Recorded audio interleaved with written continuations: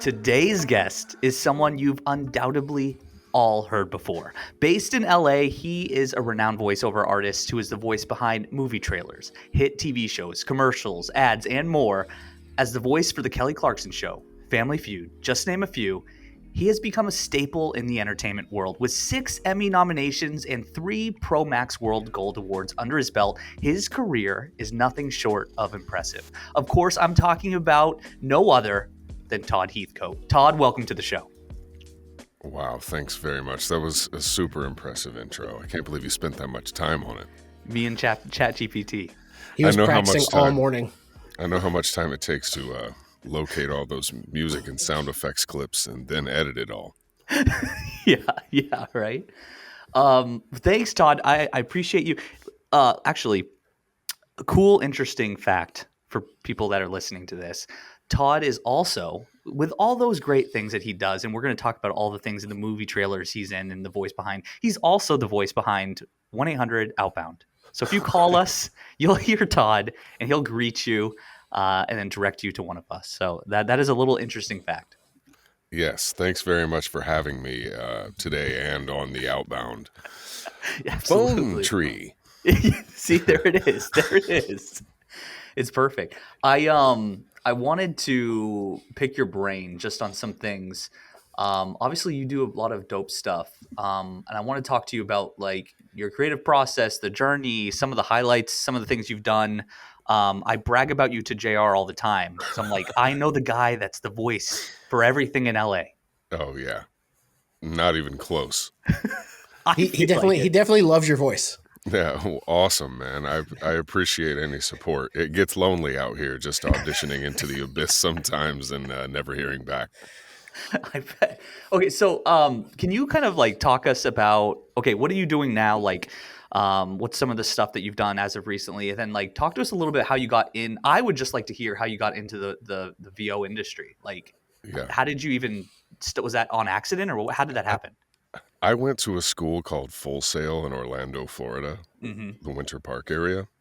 Yep. Because I always wanted to be in recording studios. I would only see like pictures of them in magazines or see them on like 60 Minutes or the news when they would do some sort of in the studio hit and you see these massive consoles. And I was just like, that's the room where songs go from written on a napkin to the thing that we hear on the radio and it gets played at school dances and weddings and, barbecues and everything. And I was just like, what happens in the middle? How does it go from napkin to the thing that we hear? So I became obsessed with it. But this was the 80s and 90s when there was no internet. So you couldn't research this sort of stuff. And I lived in a super small town where the full cable package was 6 channels. And no internet. So I just caught little blips of this stuff here and there. And as I got closer to finishing high school, I was looking into like places to do this sort of thing. And I found an ad for that college in a magazine, a rap magazine. Let's call it what it was, Source magazine. Yep.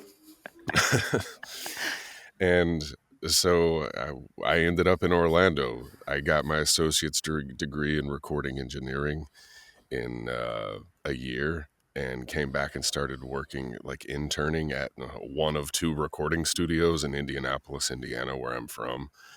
Okay. And somehow the guy that I interned for used to do equipment installs and like troubleshooting and wiring in the studios for this other place in Indianapolis that at the time was they were owned by Clear Channel Entertainment before that got spun off into Live Nation.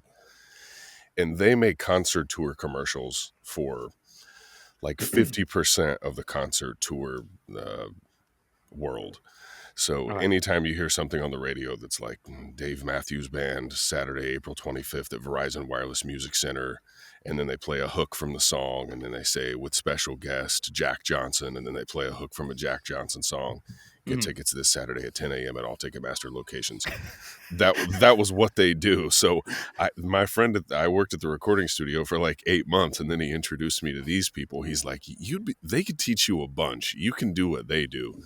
So he got me an internship with them, and it turned into like 5 years of me getting hired on there at CCE before it became Live Nation, and during the transition. And I met a lot of great people and learned how to write copy, do voiceover, edit and mix commercials in Pro Tools. And randomly, one of the people that worked at that company ended up moving to Los Angeles with his wife because she got a job at Burbank High School.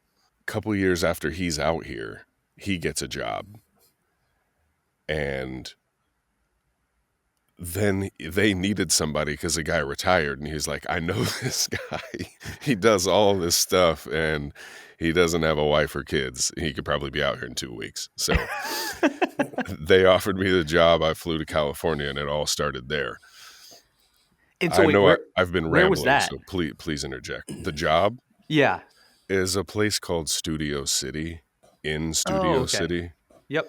And they make television commercials for so many daytime TV shows, like the Ellen DeGeneres Show, The Talk on CBS, Dr. Phil, Arsenio Hall. It was Rachel Ray, Kelly Clarkson, Regis and Kelly, then Regis and Kathy Lee, then Regis and Kelly, then Kelly and Ryan Seacrest and Mark Consuelos, and the host of Michael Strahan, and every other host she's had like over the last tons of years. Every iteration, we made all those. Tyra Banks had a show. Queen Latifah had a show. And we just make all the episodics, they call it, that air 5 days a week and tell you who the guest is that's going to be on that day. So was that your like big break essentially? Because then you jumped in there and you started becoming the voice for all of that essentially. Pretty right? much. So I was an audio engineer and sound designer for those people, but they knew that I did like some voiceover work. So from time to time, editors would be editing spots. And when editors write and edit spots with creative directors and script writers, the person editing the video typically puts their voice in as a placeholder just for time. Oh, I see. So they lay it in to let you know how long to leave space for the voiceover person, because that's like the last person that touches it at the end of the night. Okay. They'll be working on this spot from 8 a.m. until 8 o'clock at night. And then the voiceover person's like the very last person you call when everything's locked into position, because they're expensive. Yeah. I've heard. So from time to time, they would be like, I hate the sound of my voice, the editors. They would be like, will you lay your scratch in so I don't have to work listening to the sound of my own voice for 8 hours a day? And I'd be like, yeah, I've waited my whole life for this. So that's when I first started recording stuff for them and trying different things. And from time to time, clients would hear things and be like, who's this guy? That sounds different than, the $89 Amazon Basics microphones we're accustomed to hearing. And so they all kind of started there. So they're editing this. They just threw your voice in, and then the clients are like, yeah, no, just keep that. Just ship it. Yeah, it was actually like a Halloween spot for Dr. Oz that I did. And they ended up hiring me.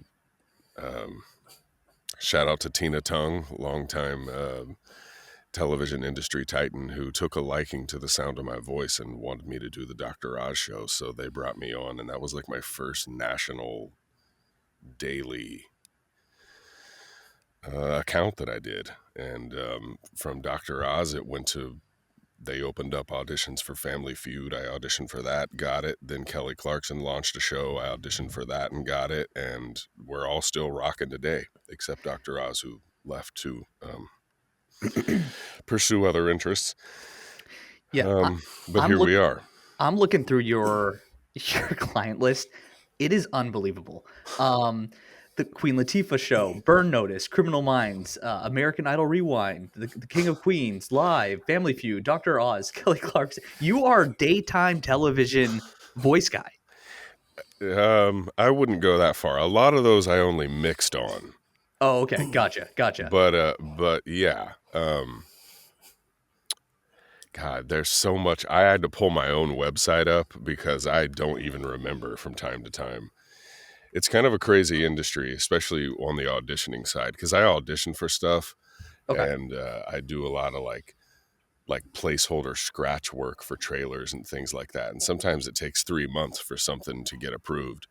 So if it gets approved, they contact you and your agent and say, all that stuff we've been working on in the background for 3 months, you're going to get paid for it now because it's all going to get broadcast. But when it doesn't, they don't tell you that it doesn't, that it's not. So you just work all the time, and you're working and assuming like this probably won't finish, and then you don't hear about it. And other stuff, you've completely forgotten about it. And then they'll be like, hey, remember that thing from 4 months ago? Congratulations, you're getting paid for it. I'm just like, and you just see it on TV, and it's like some other guy's voice. You're like, God. Yeah, that's happened. That's how it works. Happened 10 million times to me. Yeah. I'll be like, audition something, and I really liked the audition. I felt like it fit me really well, and I actually just like hit the bullseye between the eyes. And then I hear some other guy do it on cable when I'm watching NBA games. I'm like, well, Mom, I didn't get that. I say that all the time. I say that all the time when I'm with my friends when we watching TV. I was like, didn't get that one. Okay, so now you've got me thinking. What was one that like you got and you couldn't believe that you got? Oh man, because I've seen your stuff like Netflix, all kinds of stuff, dude. It probably goes back to the very beginning. I did this thing for Tom Cruise. Did a movie called, what was the Medellin cartel thing that he did? Made in America? Is that what it was called? I don't know. That was one of the first things that I did that wasn't like the company that I worked for during the day. That, you know, I kind of had some relationships and people were pulling for me. That was like me auditioning for something with the air conditioner on in the background of my old apartment, and like not the present setup that I have now. And I was kind of like shocked that they liked it, because it's always like a, you know, imposter syndrome people talk about. And it takes a long time to get confident that you're sending stuff to people that might have been doing this for a really long time, and they're listening to you and probably, you know, are hearing legends of the business that they worked with when they started in their head. Yeah. And you're wondering all the while, like, how is this stacking up against 20 years in the industry for this person that's giving the approval on this, or, you know, the other 200 auditions they received. Do you do that? So you do that at home, or do you have to go to a studio? No, it's all from home now. So I have this huge studio in my house that everybody hates looking at and complains about nonstop. It's a huge isolation box. Okay. To try and keep the leaf blowers out when the landscapers are around in the neighborhood. Okay, talk about that. So they hit you up for a job, and you have to turn that around quickly, or you have a lot of time, or what does that look like? It just depends on what it's for. Okay. Obviously, I do a lot of work for like episodic daytime television. I love that. Sometimes those people need things back the same day. 50% of the time they'll say, hey, can you get this to us by tomorrow? And like, then, you know, that's no sweat. But trailer is sort of a different thing, because trailer people typically work on spec, which means there could be like 30 trailer companies pitching Netflix for the lead trailer for their next movie. Yep. And they're all doing it for free. They don't get paid until Netflix picks them, but 25 companies are going to be disappointed because they're only going to pick one 2-minute feature length trailer, or you know, a 30-second TV commercial for a trailer. Yep. And so when you think about multiple different trailer houses all going back to Netflix or Amazon or Warner Brothers and MGM and getting these getting notes back on a trailer, and they know they're competing against tons of other trailer houses. If they want one line changed at the top of that thing, they don't want to wait. They don't want to wait a day for me to turn that around. These people want this stuff like in 15 minutes. So I sit in my house basically all day with my mic turned on.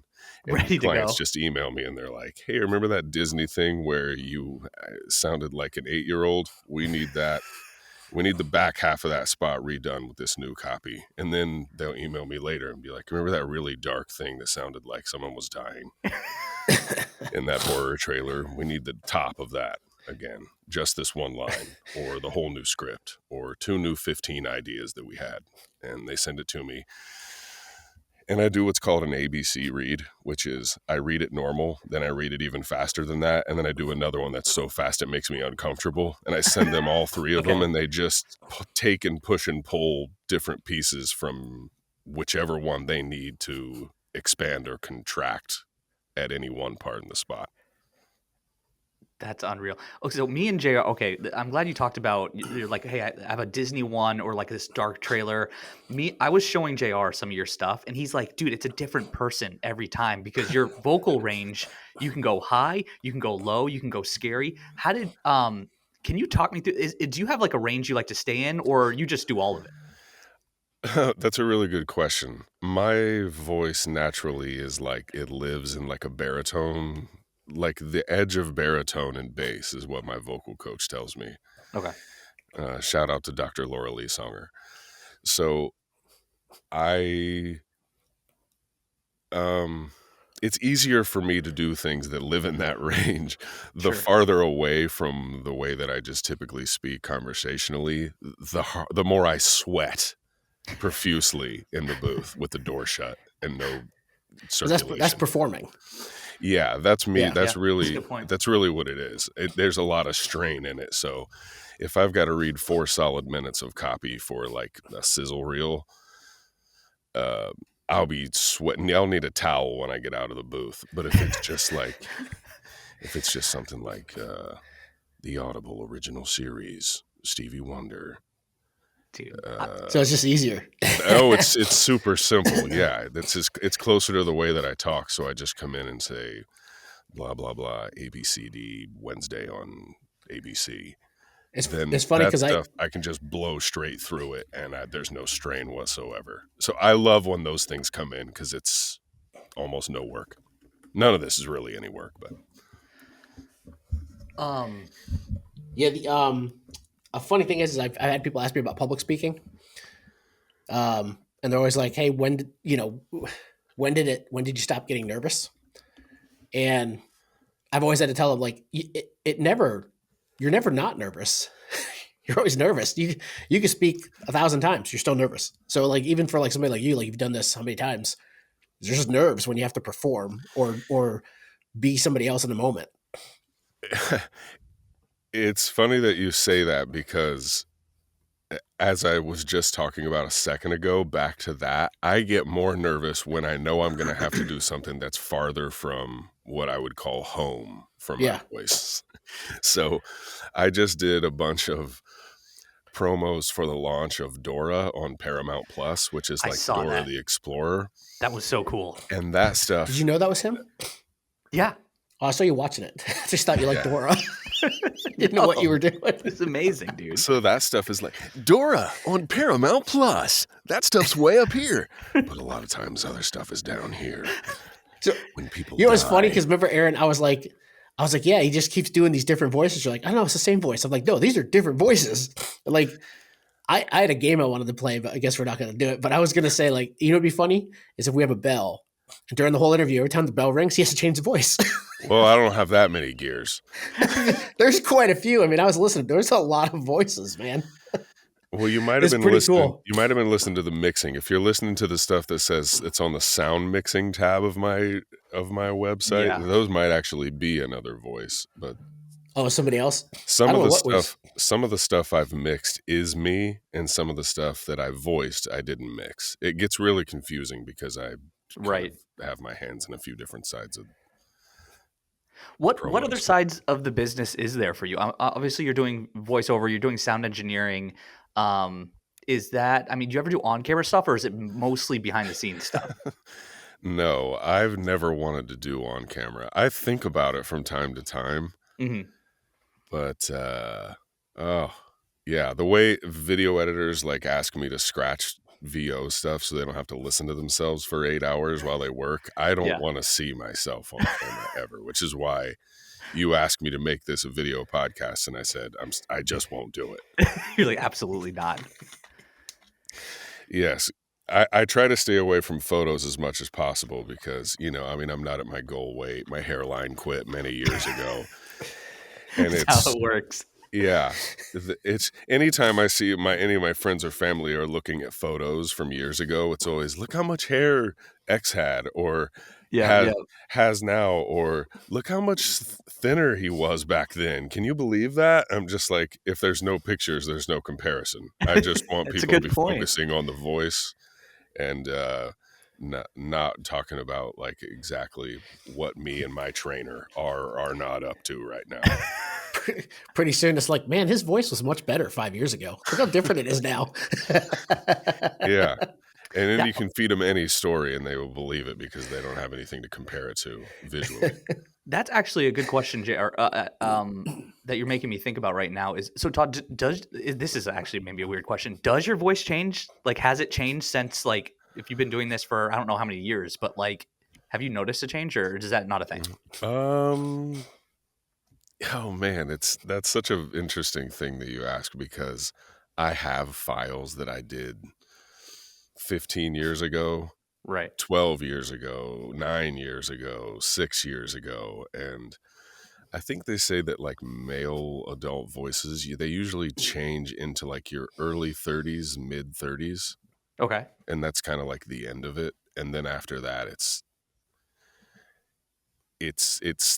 kind of, as I understand it, stays in that same pocket, but changes based on strain, age, cigars, brown liquor, Yep. things like that. So my voice, I feel like kind of found its equilibrium probably when I was probably like 36, 37. Okay. I felt like that was when I started reading things that I listen back to those now and it sounds like me today. Okay. Got it. Then another question I had for you. I have like a list of just like questions of things that I just want to know. Is like, okay, for career insight. So if there's a young Todd out there listening to this now, what is your suggestion to him or her, right, that wants to get into this industry? Is it go to a trailer house, or is it, I think that's what you called it, or like freelance, or like how does that work? It doesn't. I would say don't do it. Become a video editor. That would be my number one advice to all Okay. young people.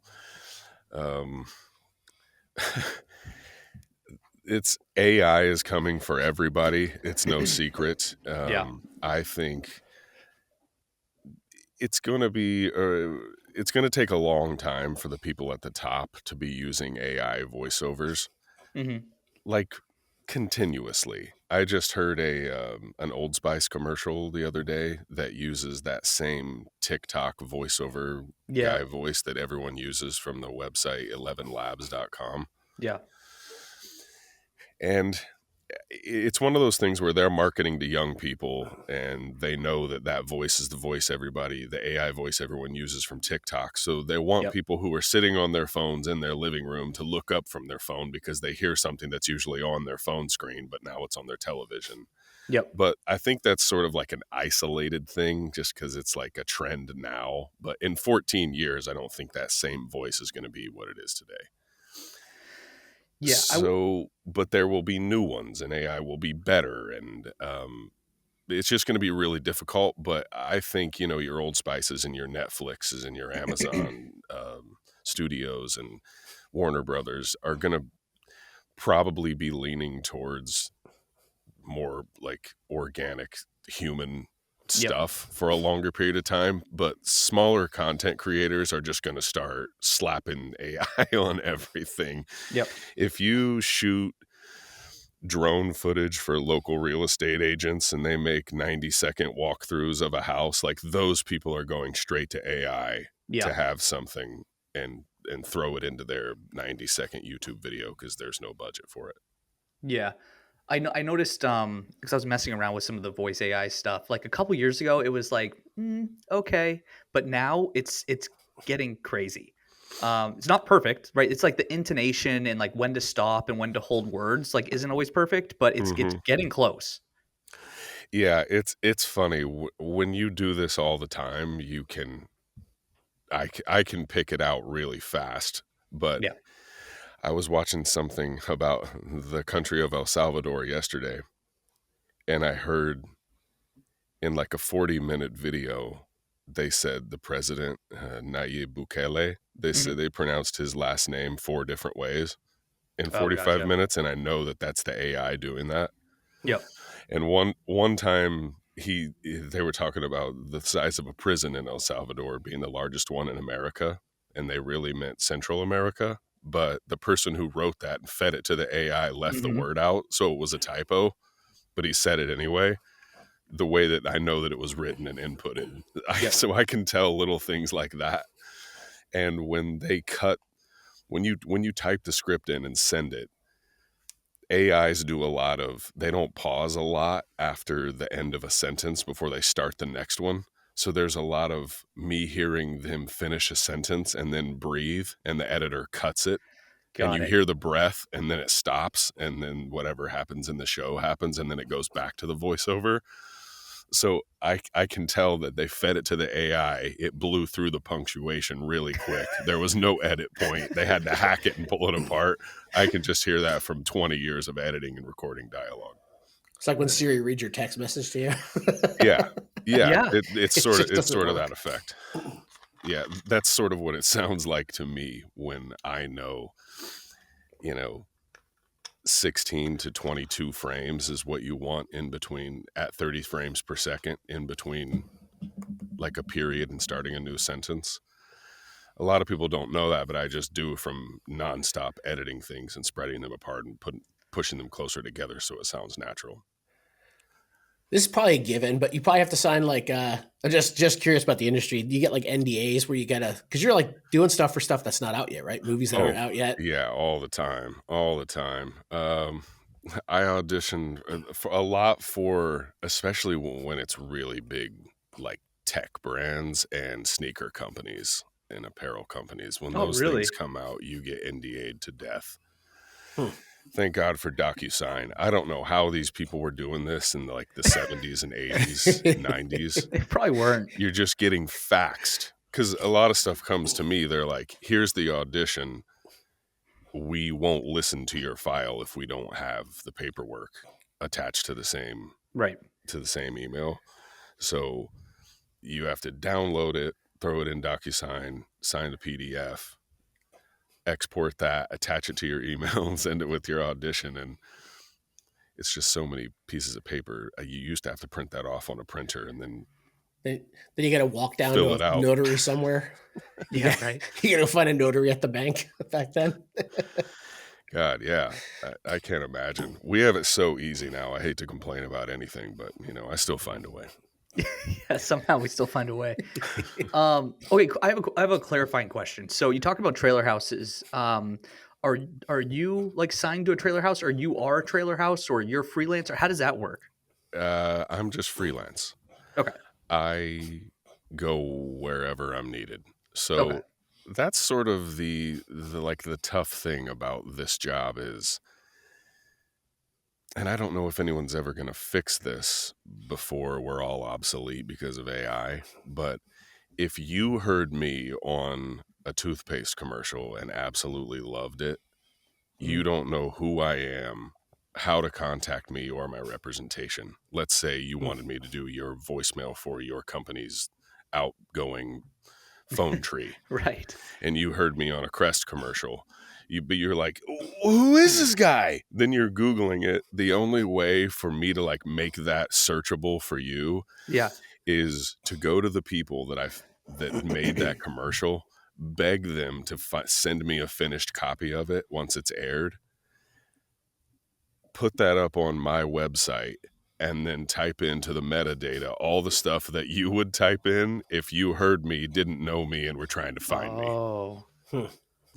So we live in this like kind of dark area of the industry where no one knows what we look like, no one knows what our names are, and there's no QR code or anything, and there's no credits rolling at the end. There's just, Right. if something gets nominated for a promo award at the end of the year, you're sometimes attached to it. Okay, that's another question. So you've been nominated for 6 Emmys. Did they just submit that and then they just call you one day and they're like, "Oh, hey, by the way, you're up for an Emmy," or do you know along the way?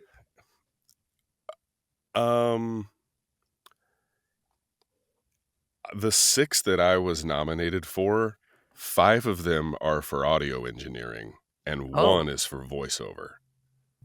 Dang So I was working at the place, audio engineering and doing voiceovers, when I was submitted for all the ones that I was nominated for. Okay. So I didn't really know which spots they were submitting, but they submit something from every show that we did every year.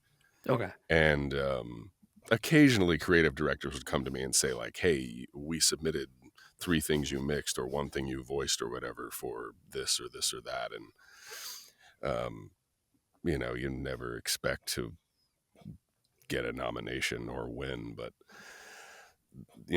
everyone would always be really excited when it would come down and they would send through like the company email that a few things were nominated that we worked on. So I knew that way, but I would try to tell all the other voiceover people that didn't work at our company that I worked with on different stuff.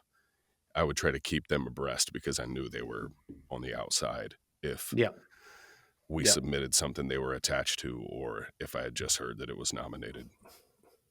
And is that the highest award for you, or is there like another award? Or it's pretty much the Emmys, I would think. Yeah, it would probably be the Emmys. They didn't really have. It was Promax before they started giving Emmys. Promax just changed their name to Gemma, Gema, I believe, like 2 years ago. But yeah, it would have been the Emmys, unless like you're a narrator in a film and win an Academy Award, I guess, an Oscar. Okay. But for like daytime promo, the Emmys is the Super Bowl. Jeez. And you've been how many times? Okay. The 6 nominations that I've had occurred in 3 different Emmy Awards. Okay. Does that make sense? Yep. I didn't go to 2 of them. And because they submit these things and I just made travel plans, not realizing that like 3 months later, I might receive the information that I was nominated for something and wish that I hadn't had made plans to leave. But I just wasn't in LA the other 2 years when I was in categories that were nominated. Yep. But then 1 year I was nominated 3 times at the same event. So I was like, okay, I'm in town. This is the highest mathematical probability I've ever had. I'm going to this thing. And it was at the Pasadena Civic Auditorium where Michael Jackson first moonwalked during the Motown 25th. So I was like, if I could win my first Emmy on the same stage Michael Jackson first moonwalked on television, dude, I could just kind of walk away from promos at that point and be completely fulfilled. Absolutely. And just start coaching freshman basketball or something. Have you done any movies? Because I mentioned there's probably some that you see like it comes out and it's like, okay, it's not your voice. How often does it happen that you do something and it doesn't exist? Like, oh, that's a good question. Like it didn't get, like it's a pilot or something for Netflix. Oh my gosh. All the time. Not pilots, not as in like long form. Well, I guess that's happened too. It's harder to tell when it's an entire show that somebody's working on or that they're trying to pitch to get picked up, because they send you code words for stuff. Trailer houses will Oh, yeah. sometimes send me stuff. I was doing things for,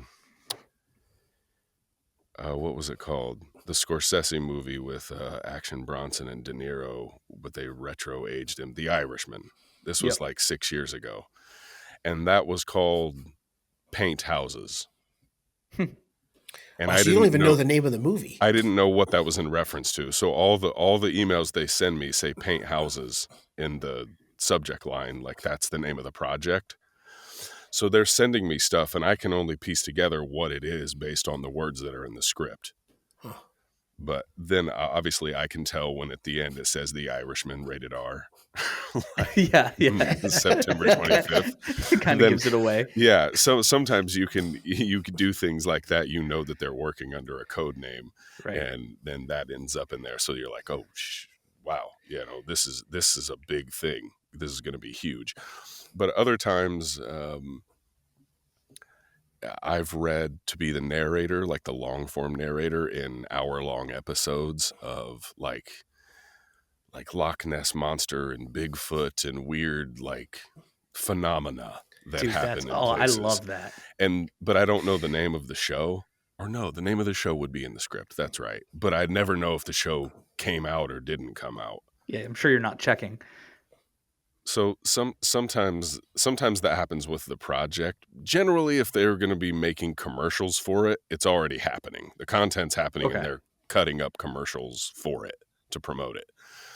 But as far as just like spots themselves for stuff like that happens all the time where, like I said, 15 movie trailer companies might be cutting 60 different trailer versions each in 60-second, 2-minute and 30-second, 30s, 15s, 20s, 10s, 5s, and 99.5% of that stuff doesn't make it on air. It's just version after version after version after version until somebody says, yes, we want this 30 right here, and then make a 15 out of that. Everything else disappears. That's crazy. How many of these are you doing? Is this a daily thing, or is it Yep. like it is? So you're just cranking them out all the time. Yeah, there are definitely like days that are busier than others.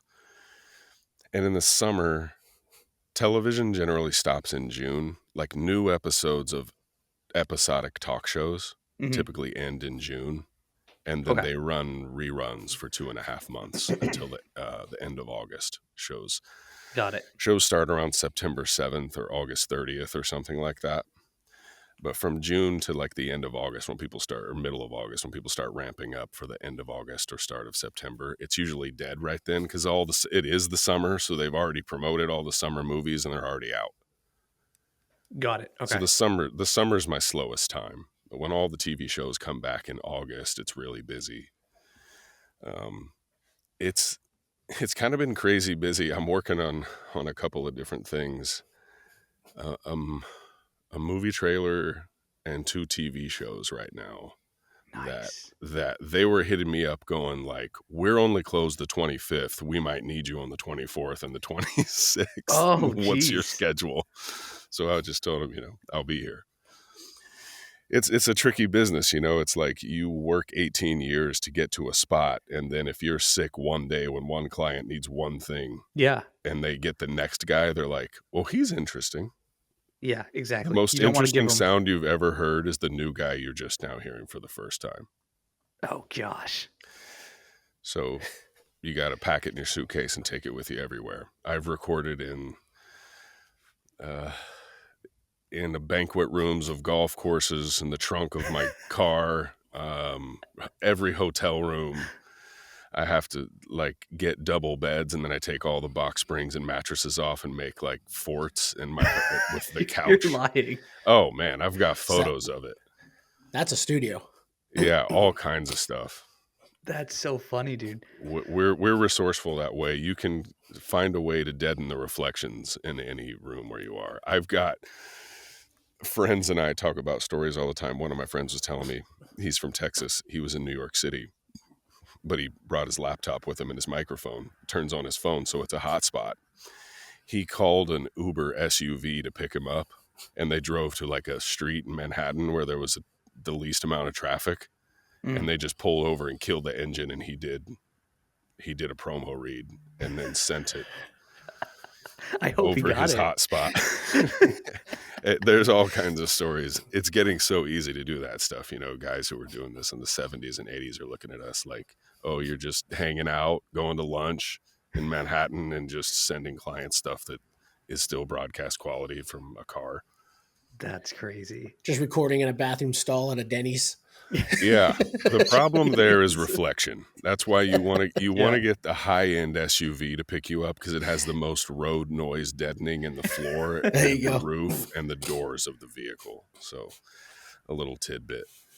I go to Florida all the time to visit my brother and my parents, and I'll drive their SUV around, and I've got 3 blankets and 11 pillows from all the guest rooms just in the back of the SUV. Ready.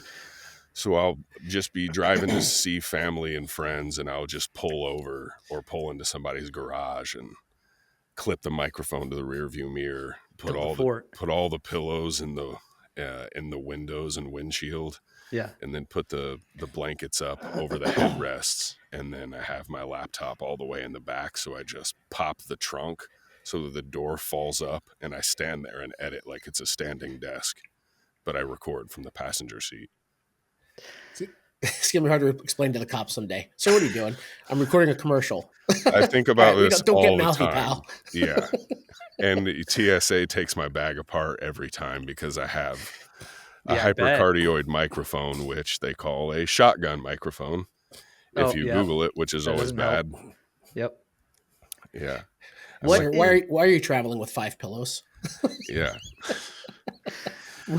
Why do you have 3 computers and this long black tube of metal? Okay. What, I don't know if this is even true, but I'm going to ask, is there anything when you hear other people's work, whether it's on TV or you know, a movie trailer or whatever, is there any time you hear them and you have like a pet peeve, like you don't like when people do this or when this happens? Is that something that, I'd love to know.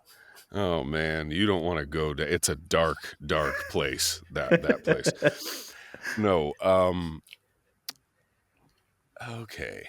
How, you know, when you call somebody, you can tell that maybe they're in their bedroom and there's a carpet or a rug and there's heavy curtains and there's a comforter and there's pillows. You can also tell if they're like in their kitchen and it's all granite surfaces and hardwood floors and drywall. Yep. Your ears can tell what the space looks like. So part of the whole thing when you're traveling as a voiceover artist, because we're generally recording in like these hyper controlled chambers like I'm in right now, is how do you make a car sound like that if you're traveling? Or how do you make the restroom and an airport sound like that? So you've got to deaden the reflections, and you have to do that with angles and mass, or at the very least, like padding. Okay. So that you don't hear reflections reverberating all over the place. So I can tell when people record, people who are sort of like new to the game, I can hear in recordings that sometimes make it onto television that they recorded it. That they recorded it just like in their apartment, you know? Oh, man. And the other thing is, shout out to all the microphone manufacturers. I can hear USB microphones. Really? I can hear the bass response. It just has a certain sound to it, and a lot of people call it cheap bass on like audio engineering forums when you get really nerdy. Cheap bass, just cheaper inner guts of a microphone. Have the hardest time reproducing like warm high bass, or what they would call low mid frequencies, to my ear anyway. So I can hear if you have one of those $129 USB microphones. That is so funny, man. Aaron, you've got one right now. I do have one right now. You are 100%. Okay. Wait, you can see his. What's mine? This is, I don't even want to tell you guys this because it's the gift and the curse. I can tell when Aaron says, like the one I have right now, it's when you say the O sound in now that I can tell that's what that microphone sounds like. I can tell which microphone you're using when you say the O sound in now. Okay, I'm gonna be honest. I started to set up. I have a Shure like SM7B with like Yes. a power lifter, Cloud lifter. Or I see. There you go. I have a cloud lifter on it into my Scar. I started setting it up, and I'm like, it's not gonna matter. He's not gonna know. And so I just plugged this in. Sure enough, he immediately knew. Man, I was trying to impress you. And you've got some ringing problems in your studio there. We need a little bit more like sound deadening material. No, yeah, you're right. No, he's 100% right. You read me like a book. So back to your original question. Can I hear it? The answer is yes. I won't say who, I don't know who this person is, but I know what company they work for.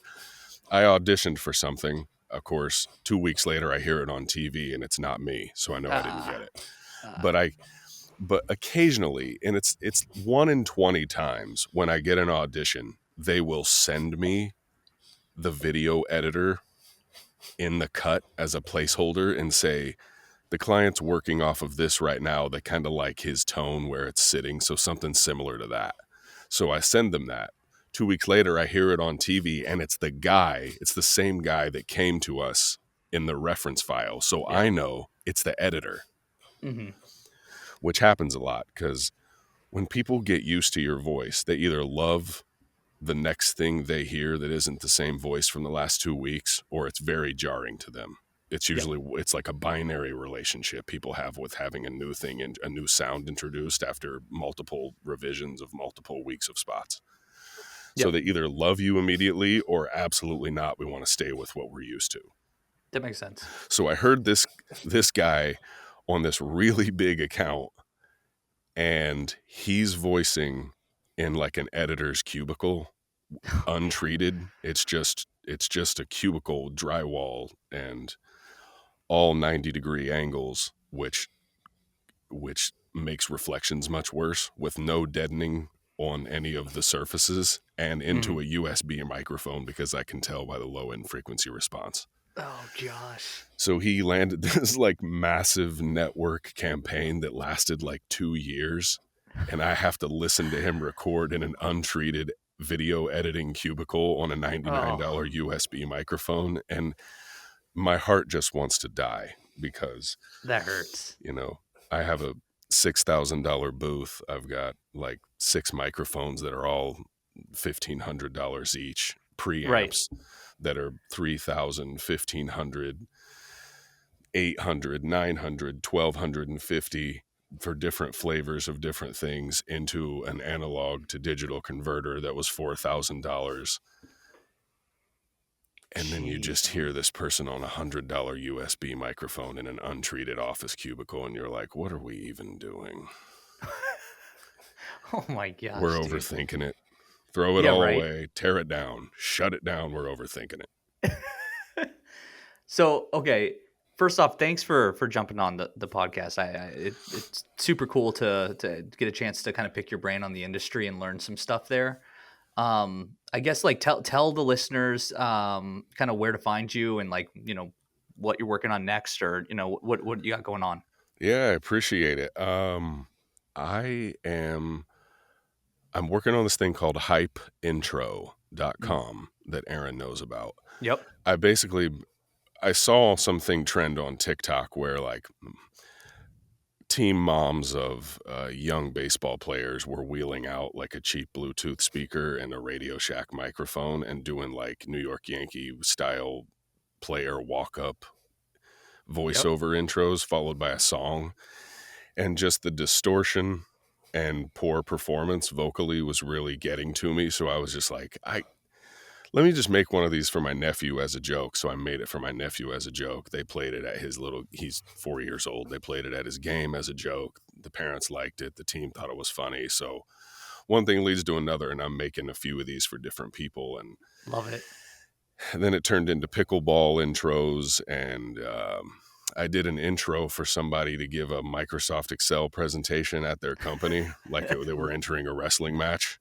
So cool. So yeah, any type of introduction you need for anything, I'm working on that at hypeintro.com, and it's at hype intro sound, I think is the social for those. And the other thing is I'm working on another thing, I believe, called viralvo.com. Okay. And it's going to be, I know a lot of people need royalty-free sound effects, royalty-free music, but no one's doing royalty-free voiceover.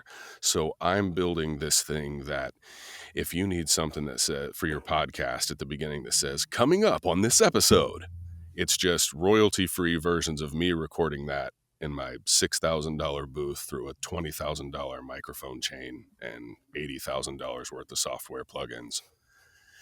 And it's just up there for a nominal fee, and you can slap it into any TikTok or YouTube video that you ever want for the rest of your life, and my attorney's not going to come after you. There's nothing on that website yet, but the newsletter and site are coming soon, and we're recording and producing things in the background as we speak for that site, Viral VO. Awesome.